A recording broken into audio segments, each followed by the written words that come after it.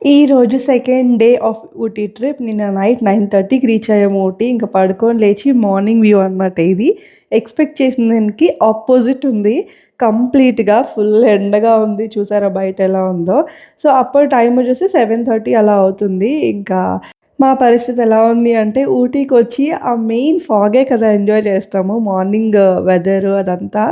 So, మాకంతా reverse అయిపోయింది. స్టార్టింగ్‌ని కొంచెము ఏంటి ఇలా ఉంది? మన ఇంటి దగ్గరే కొంచెం ఫాగ్ ఎక్కువుంది అని అనిపిచ్చింది మేముండే దగ్గర.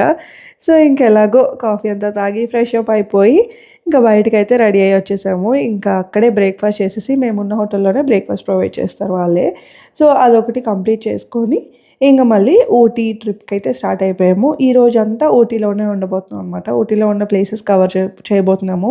ప్యాకేజ్‌లోని ప్లాన్ అయితే అది. బట్ అది కూడా రివర్స్ అయింది. ఎందుకు అంటే full traffic jam. Only because of traffic jam మేము ఏమీ సరిగ్గా చూడలేకపోయాము. ట్రాఫిక్‌లోనే ఎక్కువైపోయింది. ఎప్పుడు కూడా ఇలా క్రిస్మస్ హాలిడేస్ అని, పబ్లిక్ హాలిడేస్ ఎక్కువున్నప్పుడు, లాంగ్ లీవ్ ఉన్నప్పుడు ఇలాంటి ట్రిప్స్ అయితే ప్లాన్ చేసుకోకూడదని అర్థమైంది. బట్ ముఖ్యమైన ప్లేసెస్ అయితే కవర్ చేశాము.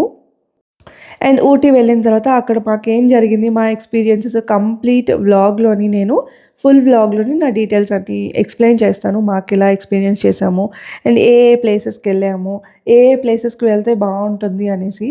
అండ్ అప్పుడుండే వెదర్‌కి ఒక 10 ఇయర్స్ బ్యాక్ ఇప్పుడుండే వెదర్ కండిషన్స్ అంతా చేంజ్ అయిపోయింది.